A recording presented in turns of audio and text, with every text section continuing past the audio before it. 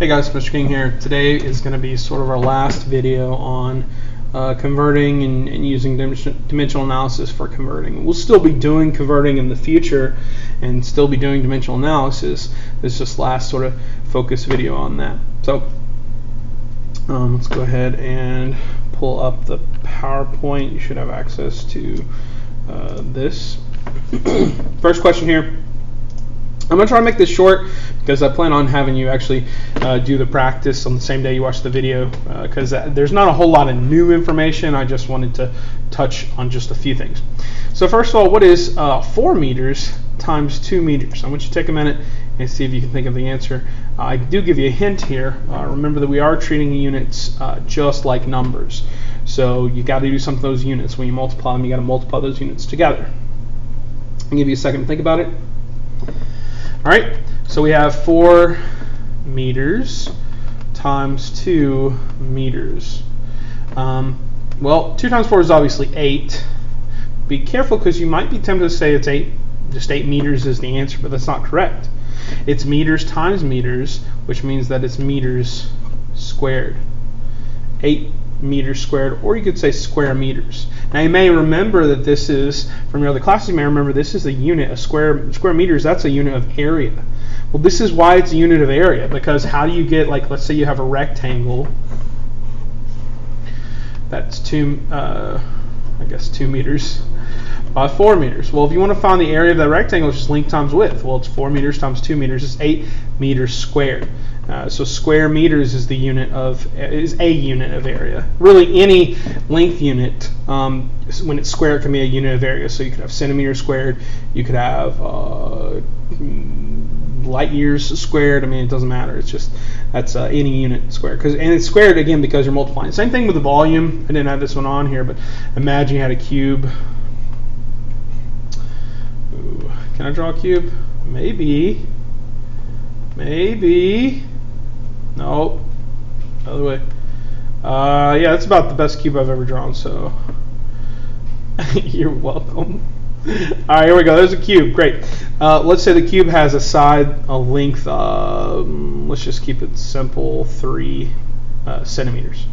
So if I want to know the volume of that cube, it's going to be one of the sides cubed. So in this case, it would be 3 centimeters cubed. So I have to cube both parts, 3 cubed, and then I have to do centimeters also cubed. So 3 times 3 is 9, times 3 is 27, so this is 27.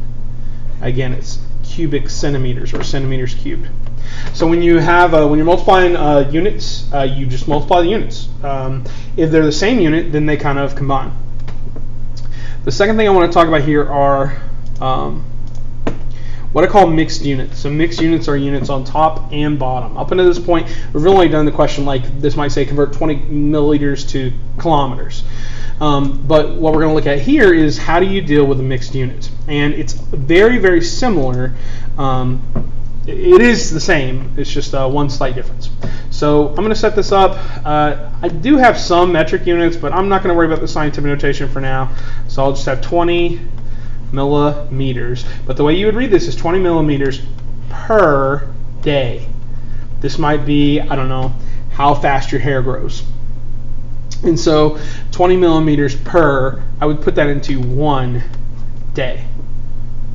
So I want to convert this from millimeters per day to kilometers per century. So let's say this is how fast your hair grows. I want to know how long would someone's hair, they kept growing at the same rate for 100 years, how long would their hair be in kilometers, right? It's a weird question, but we can figure out the answer using dimensional analysis. So immediately, when I ask myself the question, I start setting this up, time sign, division sign, and I ask myself the question, what unit do I want to cancel? The answer is both of these. But we can only cancel one of these units at a time, right? I don't want millimeters, I want kilometers. I don't want days, I want centuries.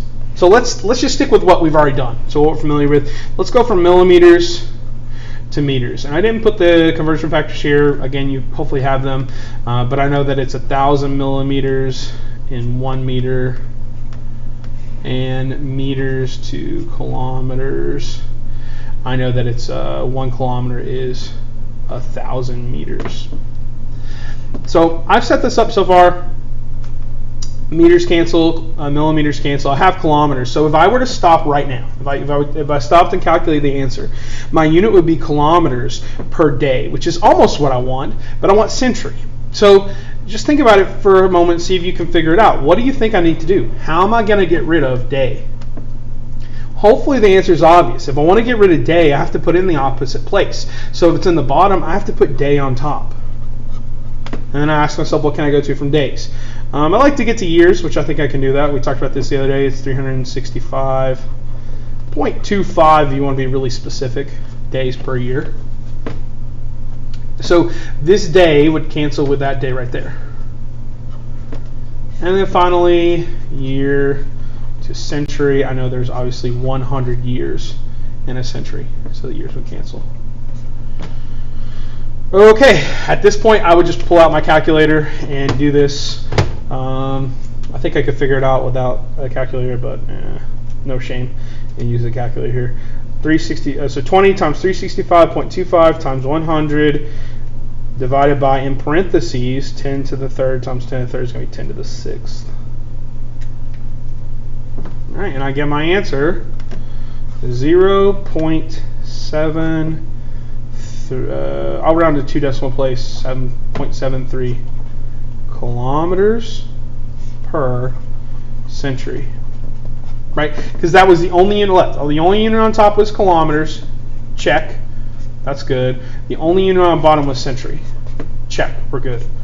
So that's how many. That's how long your hair would grow if it grew at that same constant rate for 100 years. You'd be 0.7 kilometers, which is pretty long, I guess. It's kind of surprising. All right, let's look at another example. Convert 28 meters per second to kilometers per hour. Meters per second is going to be our standard unit, the metric standard unit of speed and velocity that we're going to use. So but you can start to see why maybe it's important for us to deal with these mixed units. So again, if you feel confident, I would encourage you just, once again, go ahead and try it out. See if you can get the answer before I do it. I will go ahead and start my answer. So that's 28. Oh, except I didn't give you any conversion factors. Sorry, let me do that first. So we need. Oh wait, you don't need any. No, you know these. So you're good. Never mind. Sorry, I thought I had miles and English units in there, but I don't. So when I write this, that's 28 meters per. I can put 1 down here. You can leave it off. It doesn't really matter. 1 second. Okay, again, I want to get rid of meters and I want to get rid of seconds because I want kilometers an hour. It doesn't matter what order. This time, maybe I'll do the time first. I'll get rid of the time. So I'm going to get rid of seconds. And I'm going to go from seconds to, if you know how many seconds are in an hour, it's 3,600. You can do that. But assuming I didn't know that, I'll go from seconds to minutes. And I know there are obviously 60 seconds in a minute. At this point, if I cancel seconds, the unit I have would be meters per minute. But I don't want minutes, I want hours. So let's keep going. Once again, it's in the bottom, so it has to go on the top. And again, I'm just using those units to tell me where the numbers go, which ultimately tells me whether I'm multiplying or dividing. I don't have to stop and think. And that's really what the advantage of this dimensional analysis is. I don't have to stop and think, oh, am I multiplying or am I dividing, and take a guess or try to figure out which one's bigger or smaller. I just look at the units and they tell me what I'm going to do. I don't have to ever stop and think, do I multiply or divide, because I know that minutes have to go up here, and I know that I'd like to go from minutes to hours. So then I know that it has to be 60 on top, and I end up multiplying. But I don't have to stop and think, okay, what am I going to do? All right, minutes cancel. Hey, I have hours, so check mark. We're good on that. Now let's get to kilometers. So in terms of, we have meters. Let's go from meters to kilometers. 1 kilometer is 1,000 meters. So these cancel, and it cancels. So now the only unit I have on top is kilometers. The only unit I have on bottom is hours. So I'm going to have kilometers per hour. I'm going to do the math. 28 times 60 times 60 divided by 1,000. I got 100.8 kilometers per hour. So that's the mixed unit. And you probably see kilometers per hour on your, if you ever look at like a speedometer, they usually have kilometers per hour on there, because that's usually what a lot of Europeans use when they talk about their speed. All right, one more. And again, I'm going to encourage you, see if you can do this one before I show you the solution.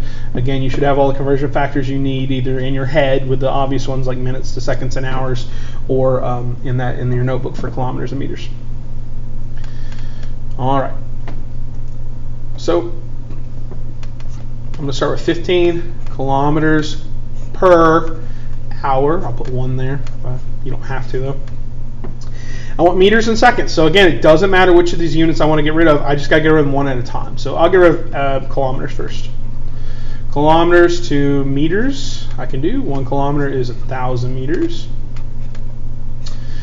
So kilometers cancel. Now I have meters per hour would be my unit if I stopped, but I want meters per second. So let's get rid of hours. And let's say I just remembered that it is 3,600 seconds per hour. And again, if you didn't know that, you would go from hours to minutes, and then you go minutes to seconds. It's not, and again, it would be 60 over here and 60 over there. When you multiply 60 and 60, you get 3,600 anyways. Hours cancel. All right, I have meters on top, seconds on the bottom, so I'm all good. Just do the math. So I do 15 times 1,000 divided by 3,600. And I get my final answer of 4.17 meters per second. Don't forget to put your unit.